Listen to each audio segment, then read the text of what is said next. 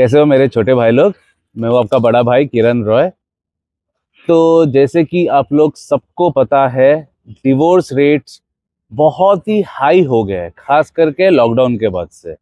और अचानक से मतलब एकदम अपवर्ड स्पाइरल चलते ही जा रहा है। मतलब इसमें कम होने का तो अभी रेट दिखाई नहीं दे रहा है। इन द इमीडिएट फ्यूचर ऊपर ही जाने वाला है ये रेट।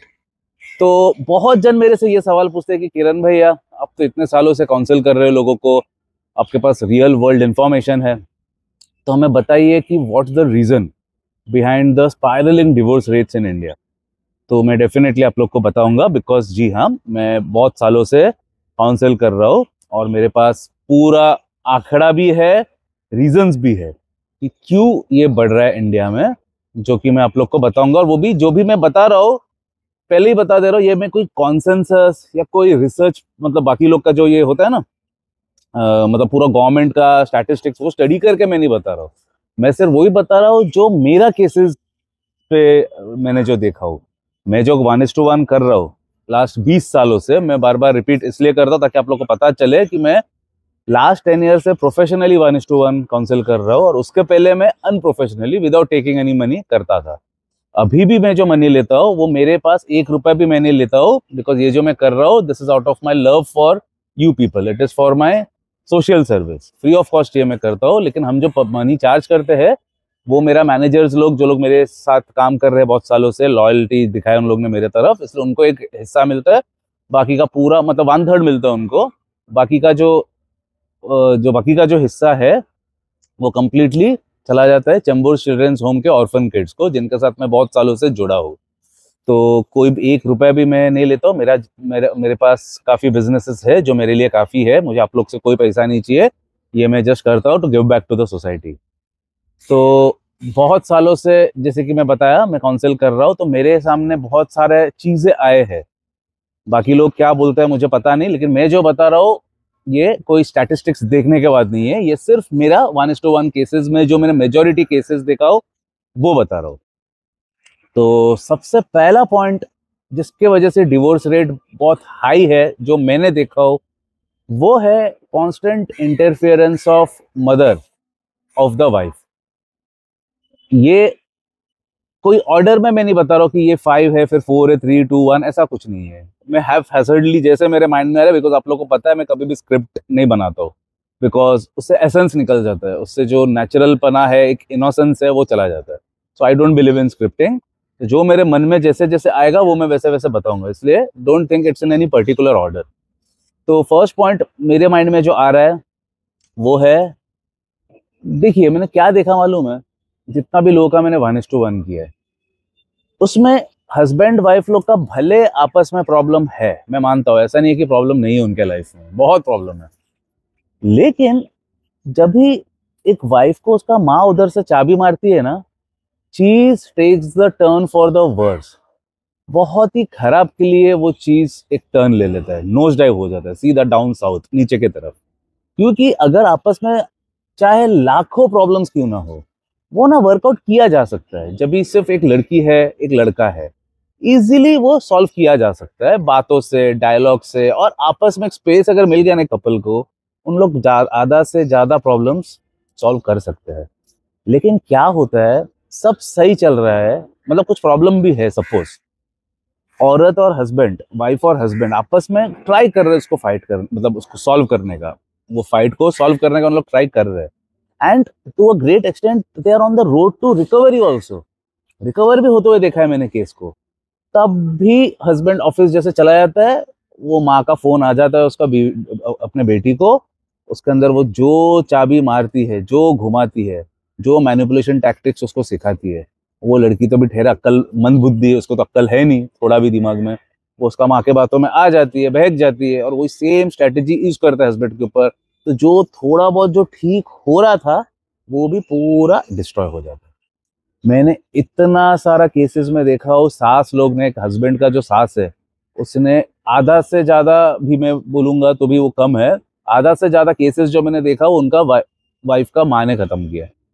मतलब उनका माँ भी है, जो मैं नेक्स्ट पॉइंट में भी आऊंगा, उनका भी माँ है इन्वॉल्व। ऐसा नहीं है कि सिर्फ लड़की का ही माँ लोग डिस्ट्रॉय करते हैं, लड़का लोग का भी है। बट ये पॉइंट में, since I am discussing about the mother of the wife, या तो mother in law of the husband. तो इन लोग का केसेस मैंने बहुत बहुत बहुत ज्यादा देखा हूँ। एक केस में क्या हुआ पता है, मेरा ही 1:1 है। उन लोग का बहुत झगड़ा हो रहा था, एक हफ्ते से झगड़ा हो रहा था। लेकिन हस्बैंड ने डिसाइड किया था, मतलब मेरे ही बोलने पे, मैंने उसको बोला था कि तुम ना अपना भी इनिशिएटिव लो, मैटर को भी ठीक करने को ट्राई करो। बिकॉज मैंने उसके सामने उसका फॉल्ट रख दिया था। बिकॉज मैं पहले ही बता दे रहा हूँ, मैं सबसे पहले एक शादी को जोड़ने का काम करता हूँ। बिकॉज मैं 1:1 जो करता हूँ, मेरा काम है जोड़ना, तोड़ना नहीं है मेरा काम। लेकिन अगर कैंसर है तो कैंसर का क्या इलाज है, काट के फेंक देना। तो तभी ही मैं, जब भी कैंसर का लेवल तक अगर हो गया एक रिलेशनशिप, तभी ही मैं उसे तोड़ने का सलाह देता हूँ। यानी कि अभी डिवोर्स के अलावा और कुछ है ही नहीं, which is the cancer treatment. Cancer treatment का एक ही इलाज है, केमोथेरेपी करके उसको खत्म कर दो। तो यही है इसका भी। अगर एक रिलेशनशिप पूरा रॉटन हो चुका है, सड़ चुका है, तभी कैंसर की तरफ उसको डिस्ट्रॉय करने के अलावा हमारे हाथ में कुछ होता नहीं है। लेकिन पहले मैं यही कोशिश करता हूँ कि उनका शायद ही बच जाए। तो ये भाई को भी मैंने बचाने के लिए बहुत सारा स्ट्रैटेजीज बताया, टिप्स बताया, पूरे इंटेंटली घुस के, मतलब जानने के बाद कि क्या हो रहा है। तो लड़के का भी काफी फॉल्ट था जो उसको समझ में नहीं आ रहा था। तो जब भी मैंने उसको as a therapy, during therapy मैंने उसको बताया कि this is what we should be doing, तो वो अग्री भी किया, एक्सेप्ट भी किया, एक्नोलेज भी किया उसका गलती, और स्टार्ट कर दिया उसने। बिगेस्ट पार्ट है, उसने स्टार्ट कर दिया। तो उसने एक्सेप्ट भी किया, एक्नोलेज भी किया, he started working on it, सब सही होने लगा। लेकिन जैसे थोड़ा रोड टू रिकवरी हुआ, लड़की भी अपने तरफ से थोड़ा देखा कि एक मार्क इम्प्रूवमेंट आया है मेरे क्लाइंट में, तो वो भी थोड़ा बैकवर्ड जाने लगी, विड्रॉ करने लगी, अपना ऑफेंस जो था उसका, अटैकिंग मोड जो था थोड़ा कम किया। 7 दिन तक अच्छा हम लोग का रिकवरी हो रहा था। लेकिन 8वें दिन में उसका माँ ने उसका वाइफ को फोन किया और उसको ऐसा स्ट्रैटेजी सिखाने लगा कि उसको, जो दामाद जी है, उसको अपना काम करने दे। तू उसको, ये पर्टिकुलर केस का मैं बात कर रहा हूँ, अलग अलग केसेस में अलग अलग चीजें हुए हैं। इसमें जस्ट एक चीज बता रहा हूँ, ज्यादा डिटेल में तो मैं बता नहीं सकता, इंटीमेट डिटेल्स, लेकिन ऊपर ऊपर का बता रहा हूँ। उसका सास ने अपने बेटी को ये सलाह दिया कि अभी वो जो ऑफिस से आएगा ना वो, तो उसको तू चाय वाय बना के कुछ मत दे, खाना वाना भी मत बना, उसको रियलाइज करने दे तेरा कीमत क्या है, तू कुछ मत कर। तो लड़की ने थोड़ा प्रोटेस्ट भी किया, मतलब जिससे मुझे पता चला कि बोला कि अरे मेरा अच्छा हो रहा है, मैं उसको खाना बना के दे रहे हो। मतलब वो लड़की भी जॉब में थी, वो भी कॉर्पोरेट में थी, दोनों ही कॉर्पोरेट में काम करते थे। तो लड़की ने बोला कि मैं ऑफिस से आके, मेरे पास टाइम है, मैं करके दे रही हूँ, तो थोड़ा हेल्प हो रहा है उसका, मतलब थोड़ा हम लोग का असर दिखाई दे रहा है, थोड़ा रिलेशनशिप हम लोग का मेडिसिन का तरह काम कर रहा है, कि मैं भी उसको थोड़ा केयर दिखा रहा हूँ। बिकॉज अल्टीमेटली एक आदमी को क्या चाहिए रहता है, पूरा दिन ऑफिस में काम करके आने के बाद घर पे थोड़ा पीस चाहिए रहता है। और अगर उसमें वार्म फूड, एक वार्म मील अगर मिल गया, वो हैप्पी है, उसको और कुछ चाहिए ही नहीं, उसको और कुछ चाहिए ही नहीं होता है। उसको सिर्फ एक कामनेस चाहिए, एक वार्म फूड अगर मिल गया, सोने पे सुहागा। तो ये लड़की को पता था, वो एजुकेटेड है ना, हम लोग आजकल के तारीख के लड़की लोग को अक्ल होता है, उनको पता होता है क्या है, फिर भी उन लोग क्यों स्क्रू कर देता है, वो मैं बता रहा हूँ आगे। वो बोली अपने माँ को कि अरे मैं खाना बना के दे रही हूँ, आखिर में उसको चाय भी दिया मैंने उसको, कल मतलब एक हफ्ते से दे रही हूँ मैं, और खाना भी बना के दे रही हूँ। वो बहुत खुश है, हम लोग अच्छा जा रहा है। बोला नहीं नहीं, ये तू गलती कर रही है। उसका माँ ने उसको उधर से चाबी मारा, बोले ऐसा करने से क्या हो रहा है, वो ना तेरे ऊपर यूज टू हो जा रहा है। मतलब उसको ऐसा लग रहा है कि अरे ये तो तेरा काम ही है कि तू जॉब भी कर बाहर जाके, और घर पे आके मेरे लिए खाना भी बना, तो ये एक आदत हो जाएगा, और वो हमेशा तेरे से यही एक्सपेक्ट करने चालू कर देगा। तो गलती से भी ये मत कर, बंद कर दे, चाय मत बना, खाना तो बना ही मत, चाय भी मत बना। नहीं तो क्या होगा, ये अभी भले तो भी कर रही है, लेकिन बाद में उसको आदत हो जाएगा, तो नहीं करेगी, तो तभी मामला खत्म हो जाएगा। वेर एज लड़के के पॉइंट ऑफ व्यू से उसको हमेशा के लिए नहीं चाहिए था, कभी कभी अगर उसको मिल रहा है तो कौन सा लड़के को पसंद नहीं है, बोलो आप लोग ही बोलो। हर एक लड़के लोग का एक ड्रीम होता है ना कि मैं काम से आऊँ, बीवी मुझे पानी ऑफर करे, चाय ऑफर करे, फिर थोड़ा खाना भी अगर बना के दिया, तो मतलब ऐसा नहीं कि हर रोज करना है, हर एक ऐसा कोई ड्यूटी नहीं है। शादी के पहले थोड़ी बीवी करके देता था, कभी कुछ किधर ना किधर से जुगाड़ हो ही जाता था ना, या तो माँ बना के देती थी, या होटल में खा के, या कुक, जैसा मेरा केस में कुक है, मेरा मॉम एक्सपायर हो गया, कोई नहीं है, मतलब कुक ही है, मेड का मतलब जो शेफ है, कुक है, वो ही बना के देती है। तो कुछ ना कुछ तो जुगाड़ रहता ही है ना एक लड़के का, ऐसा जरूरी तो नहीं है कि बीवी को ही करना है। तो लड़का लेकिन क्या चाहता है कि चल कभी कभार एक बार बना के दे दिया तो मतलब उसको अच्छा लगता है, और कुछ नहीं। तो यही इंटेंशन से वो बेटी भी कर रही थी, सब सही चल रहा था, लेकिन माँ ने बोल दिया नहीं, नहीं करने का, एकदम आज से ही बंद, मैं तेरे को स्ट्रिक्ट इंस्ट्रक्शन दे रही हूँ, बंद। ये औरत अभी ले लिया उसका इंस्ट्रक्शन, किधर उसको अपना दिमाग लगाना चाहिए था कि सब अच्छा हो रहा है, on the road to recovery था। बिकॉज मैंने जो गाइडेंस दिया था मेरे बंदे को, मेरे क्लाइंट को, बराबर वो कर रहा था और उसी का असर हो रहा था कि सामने वाला भी करने लगा उसको रिपेयर, उसको भी अपना गलती का एहसास होने लगा। बिकॉज मेरा वाला जो बंदा था उसको मैंने ऑफेंसिव से डिफेंसिव में लेके आया, बिकॉज पहले वो मेरे से मिलने का पहले ऑफेंसिव में था वो, इसलिए वो नहीं कर रही थी। फिर मैंने उसको दूसरा स्ट्रेटेजी बताया कि तू खुद से भी एक्नॉलेज करके उसको तू रिपेयर कर और अपने आप को सुधार। तो अपने आप को सुधारा तो उसके अंदर, लेडी के अंदर भी असर आने लगा। तब भी उसका माँ ने एंट्री मारा, बोल दिया कि आज के बाद से चाय बंद। तो ऑफिस से आके से उस मेरा क्लाइंट ने उसको प्यार से पूछा, थोड़ा चाय मिल सकता है? बोला नहीं। बोला क्यों? मैं बिजी हूँ। कुछ नहीं, बैठ के मोबाइल देख रही थी, बिजी हूँ। बोला आप ठीक है। मतलब खराब लगा उसको नेचुरली, क्योंकि एक चाय 5-10 मिनट का क्या है, मतलब 10 मिनट का काम है, ठीक है, नो प्रॉब्लम। रात को इतने दिन से वो बना रही थी तो उसको पता नहीं अभी कि उसको डिनर नहीं है, मतलब बीवी ने कुछ बनाया नहीं, तो वो डिनर टाइम में टेबल में चला गया खाने को। देख रहे कि उसको आराम से जोमेटो से ऑर्डर करके वो खा रही है अपना मस्त, वो लड़की। बोला आपने कुछ बनाया नहीं आज? बोला नहीं, मतलब मेरे को अपना जो चाहिए था मैंने ऑर्डर कर लिया, तुम्हें तुम्हें अपना जो चाहिए देख लो। तो ही वॉज लाइक शैटर्ड, ये क्या है, मतलब तू खाना नहीं बना रही है मत बना, नो प्रॉब्लम, बट एटलीस्ट मुझे बता तो दे, सो दैट मेरा जो भी डिनर टाइम है, खाना आने में भी तो टाइम लगता है, ऐसा 1 सेकंड में तो भी करूंगा, 1 सेकंड में नहीं आएगा, आधा घंटा तो लगता है जिधर से भी ऑर्डर करूँ। ट्रैफिक वाफिक की वजह से, ये मुंबई सिटी है, इधर कुछ भी फटाक से नहीं आता है। जितना भी उन लोग क्विक सर्विस ये करे, लेट होता ही है। डोमिनोज पिज्जा भी जो 30 मिनट्स की गारंटी देते, कोई भी 30 मिनट्स में नहीं आते इधर, इधर इतना ट्रैफिक होता है।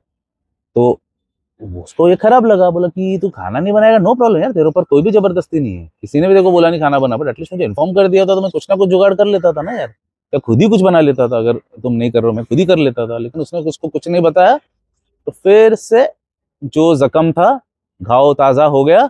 ऐसा चला 1 हफ्ता, और एक टाइम तो जो होना था वही हुआ, जो ज्वालामुखी था थोड़ा थोड़ा करके बढ़ा। 7-8 दिन के बाद पूरा एक फुल ब्लोन ब्लास्ट हुआ एक और उसके बाद तो इतना गंदा झगड़ा हुआ कि बहुत ज्यादा, मतलब चिल्ला चिल्ली हुआ। जो लड़की था उसने माँ को पूछा क्या करूँ, बोला अब भी पुलिस को फोन कर, डीवी का केस कर दे। उसने तुरंत पुलिस स्टेशन को बुलाया, पुलिस घर पे आया। मतलब उसका जो सास ने उसका पूरा शादी को डिस्ट्रॉय कर दिया कुल मिला के। हम लोग ने जितना भी ट्राई किया शादी को बचाने का, me as a counsellor, I put in my everything to save that, to restore that marriage, but I could not due to that सास। वो सास उसको कॉन्स्टेंटली गंदा से गंदा, खराब से खराब सजेशन दे रही थी हमेशा। ये तो मैंने जस्ट 2-3 चीज बताया, बट ओवरऑल बहुत कुछ हुआ। मुझे और भी बहुत सारा पॉइंट्स बताने, इसके लिए मैं सिर्फ 2-3 चीज ऊपर ऊपर से आज बता दे रहा हूँ, to give you, to drive home my point, कि मैंने पहले पॉइंट में सास को क्यों इंक्लूड किया। सास को इसलिए इंक्लूड किया मैं, बिकॉज उन लोग इतना खराब सजेशंस देते हैं। क्योंकि देखो मैं हूँ आज की तारीख का आदमी, अभी का, ये जनरेशन का, तो मुझे पता है व्हाट वर्क्स और व्हाट डजंट वर्क। सास लोग ठहरे 100 साल पुराना पीछे थिंकिंग वाला, उन लोगों सब सास बहू सीरियल के थिंकिंग के लोग हैं। सीरियल में जो होता है वो पॉलिटिक्स उन लोग इधर खेलने का ट्राई करते हैं। और इधर लड़की तो आज के जमाने का है, बट वो लड़की में तो अक्ल है नहीं कि माँ का नहीं सुनना है। मतलब एवरीबडी शुड, मैं आप लोग को एक बात बता रहा हूँ, आप लोग चाहे जितना भी रेस्पेक्ट कर रहे हो अपने माँ बाप से, करो, मैं भी करता हूँ। लेकिन मेरा फादर जब भी रॉन्ग है, बिकॉज वो अलग जनरेशन के, वो बहुत सारी चीज मेरे को गलत बताया था। फॉर एग्जाम्पल बोला था म्यूजिक में कोई कोई स्कोप नहीं है, कोई कोई करियर नहीं है। मैं म्यूजिक का ही करियर में जिंदा हूँ आज तक।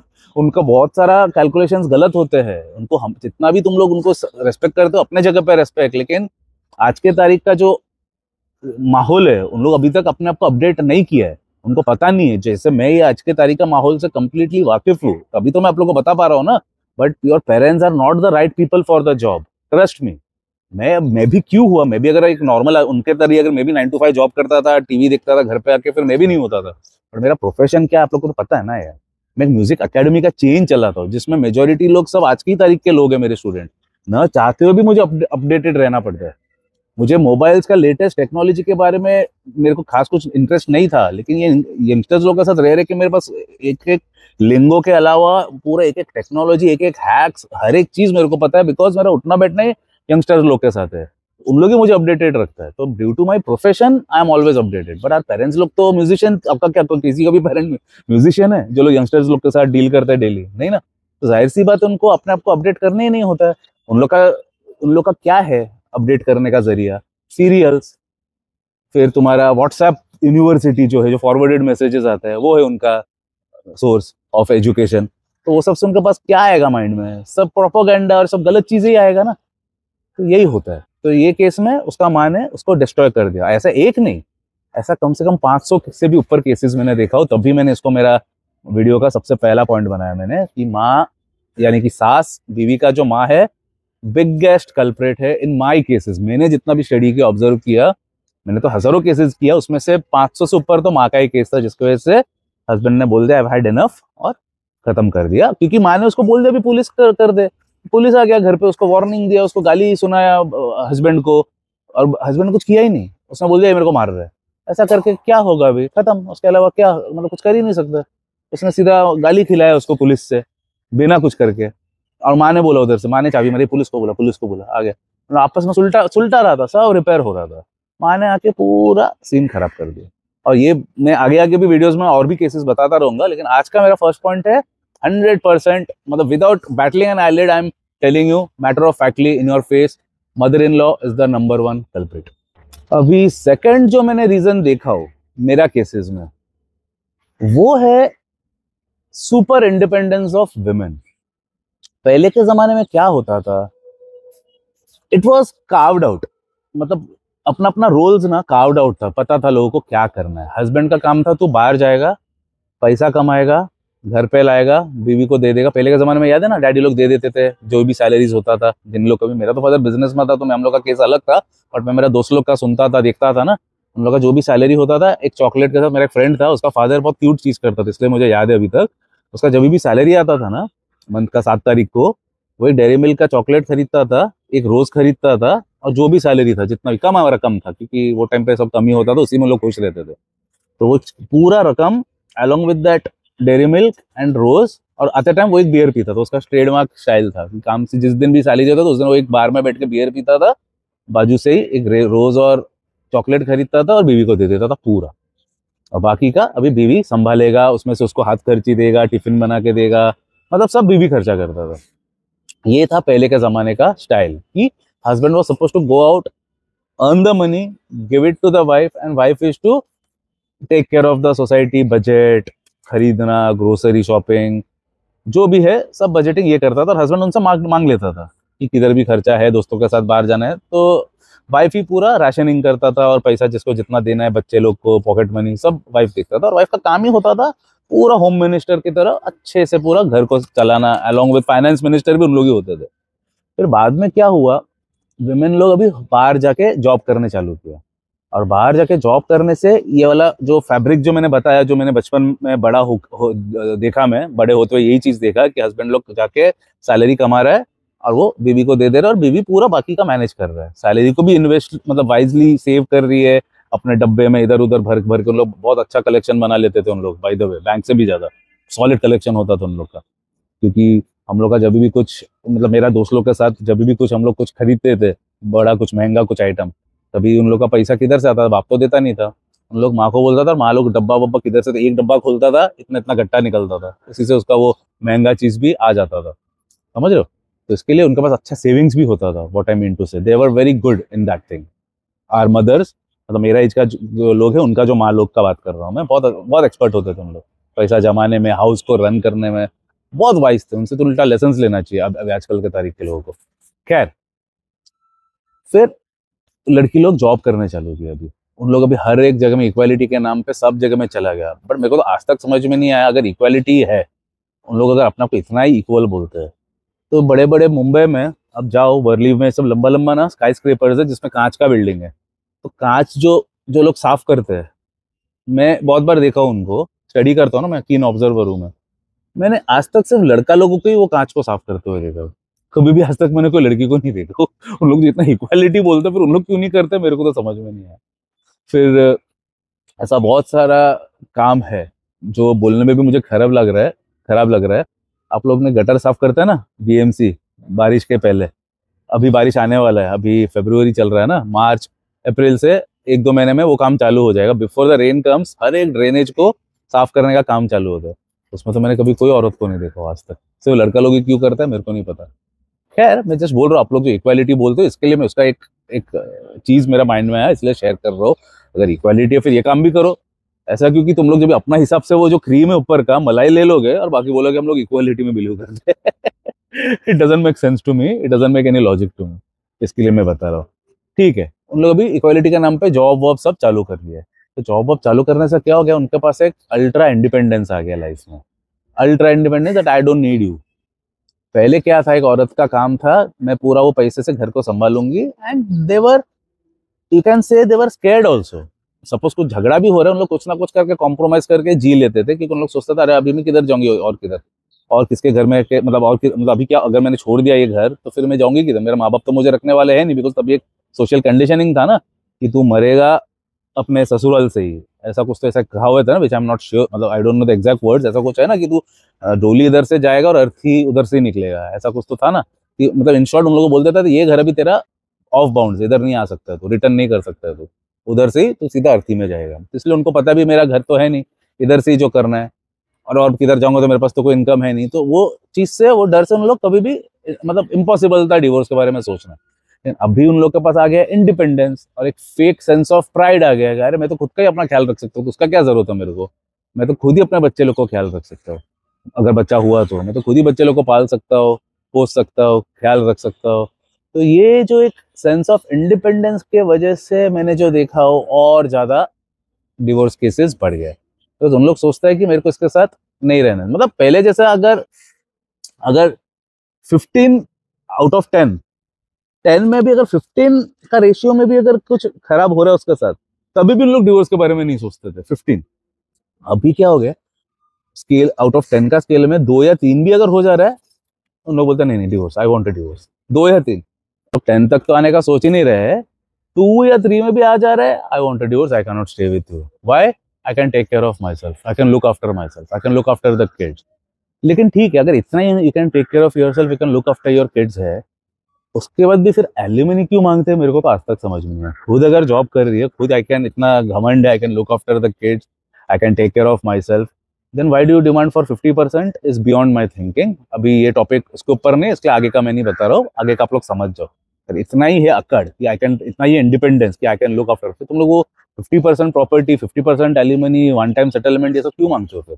लो ही मत ना, खुद से ही करो ना अपना, है कि नहीं? तो छोड़ो वो, दैट टॉपिक अलग वीडियो में हम लोग एड्रेस करेंगे, लेकिन आज हम लोग टॉप रीजंस को डिस्कस कर रहे हैं, तो इसके लिए this was my reason number 2 जो मैंने देखा हो। तो अभी मैं आ रहा हूँ नेक्स्ट बिगेस्ट रीजन जो मैंने देखा हो, क्योंकि एक और बात बता देता हूँ आप लोग को, मैं जो काउंसिल करता हूँ, आप लोग को सोच के ताज्जुब होगा, 75% of my clients are women. आप लोग को लगता है कि मैं कंटेंट सिर्फ लड़का लोग के लिए बनाता हूँ, तो सिर्फ लड़का लोग को ही मैं काउंसिल करता रहूंगा ना, नहीं। मेरे को आधा से ज्यादा जो इंक्वायरीज आते हैं वो सब विमेन होते हैं, और 75% जो लोग एक्चुअली मेरे से काउंसिल करते हैं उन लोग होते हैं विमेन।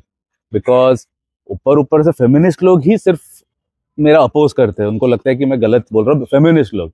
लेकिन जो भी प्रैक्टिकल माइंडेड लेडी है, उनको पता है कि ये जो बंदा है, इसका एकदम understanding of the female psychology is immaculate, इसका जैसा अंडरस्टैंडिंग और किसी का नहीं है। हम सब लोग, मतलब देखो फेमिनिस्ट लोग कितना एक छोटा सा सेक्शन है ना, उन लोग मेरा खिलाफ है, लेकिन मेजोरिटी लड़के लोग, जो लोग एजुकेटेड है, जो लोग प्रैक्टिकल माइंडेड है, उनको तो पता है ना कि आदमी सही बोल रहा है।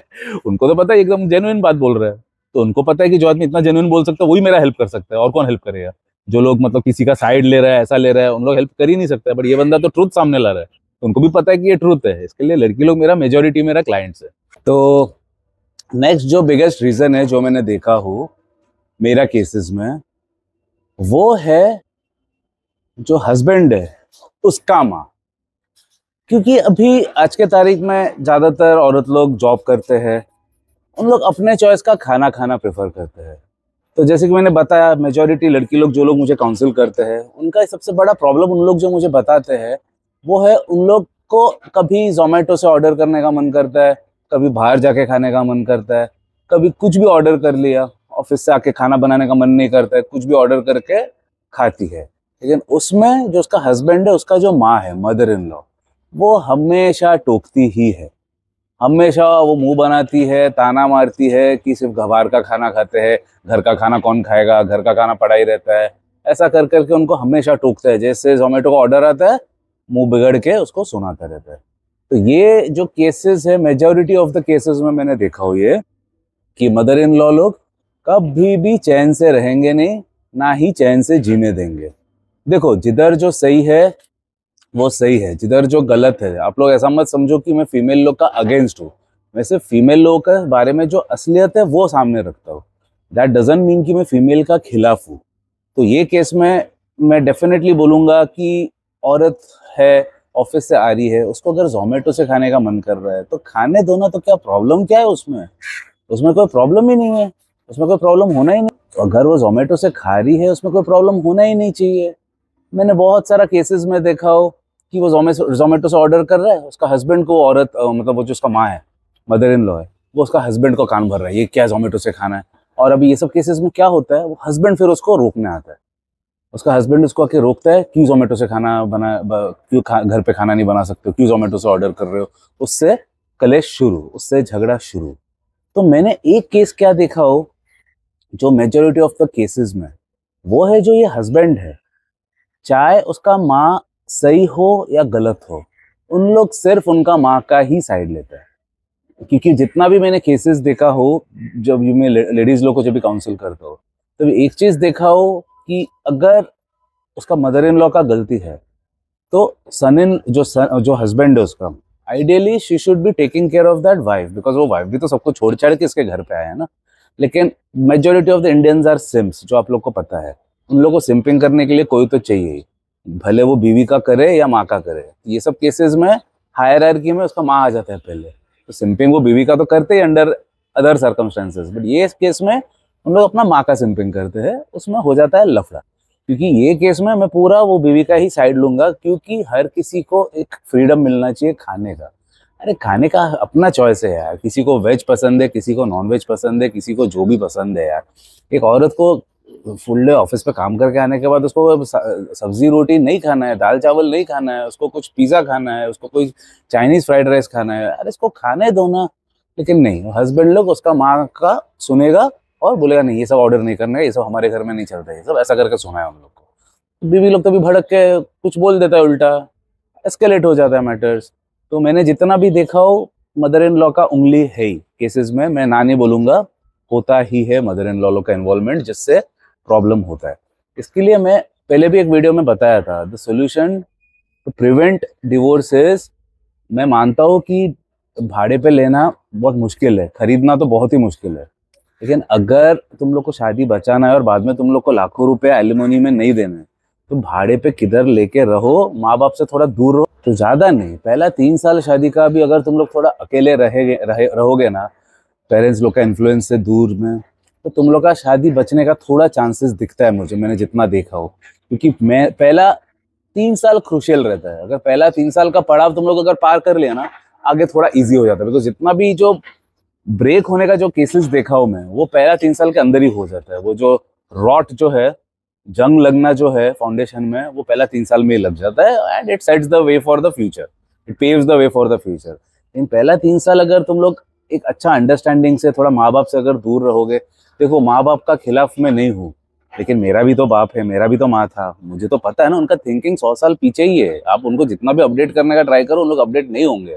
उन लोग अपने हिसाब से जैसा बड़ा हुआ वही चीज लादने का ट्राई करेंगे। तो तुम्हारा ही क्यों, मेरा भी वही केस है, हर किसी का वो केस है। मुझे तो असलियत पता है ना, मुझे तो असलियत पता है, इसके लिए मैं बोल रहा हूँ 3 साल अकेला रहो, माँ बाप से दूर रहो, अपना वर्क करो एक दूसरे के साथ अंडर ए न्यूट्रल टेरिटरी। अगर तुम अपने बाप के साथ, माँ के साथ, आपका फैमिली के साथ जॉइंट फैमिली सिस्टम में रह रहे हो, तो आज के तारीख में बहुत मुश्किल है उसको एडजस्ट करना। पहले के ज़माने में हम लोग का मम्मी लोग कर लिए थे, लेकिन अभी वो नहीं होगा। इनफैक्ट अभी भी मेरा मम्मी नहीं कर सकती थी, मैंने देखा था वो बचपन में, तो इसके लिए डैडी ने अलग ही कर दिया था पहले से ही। लेकिन अभी भी मैं देखता हूँ आज के तारीख में भी तुम लोग, आजकल का लेडीज लोग को तुम लोग माँ बाप के वही सिस्टम में रखने का ट्राई करते हो। हर एक सिस्टम क्रम्बल हो जाता है, हर एक का प्रॉब्लम होता ही है, मैंने देखा हो। तो इसके लिए if you ask me what's the solution, पहला 3 साल अलग रहो। क्योंकि तुम लोग बोलते हो कि मेरा 20,000 30,000 एक्स्ट्रा चला जाएगा भाड़े का, भाई एलिमनी का 50,000 पर मंथ देने से तो अच्छा है। हाँ, 50 लाख रुपया एक साथ देने से तो अच्छा है। कौन सा अच्छा है? मैं मंथली थोड़ा एक रकम देके अपना शादी तो तुम लोग का अच्छा सेफ रह रहा है, वो बेटर है ना।